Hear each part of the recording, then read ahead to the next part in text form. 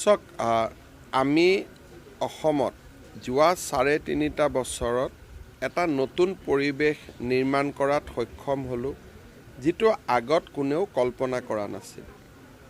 এতিয়া যিখিনি আমি কাম কৰিলোঁ বিটিআৰতে হওক অসম চৰকাৰতে হওক এই কামখিনিক যদি আৰু কেইটামান বছৰ এই ধৰণে লৈ যাব পৰা যায় তেতিয়াহ'লে আমাৰ অসমখন ভাৰতৰ ভিতৰতে এখন শ্ৰেষ্ঠ ৰাজ্য হ'ব। শৈক্ষিক কাঠামো বনিছে, কলেজ বনিছে, কিন্তু কলেজ এখন হোৱাৰ লগে লগে তাক প্ৰকৃত মহাবিদ্যালয়লৈ ৰূপান্তৰ কৰিবৰ বাবে আৰু 5টা বছৰ লাগে। মেডিকেল কলেজ হৈছে, তাক গ্ৰ' কৰোঁতে আৰু 5 বছৰ লাগে।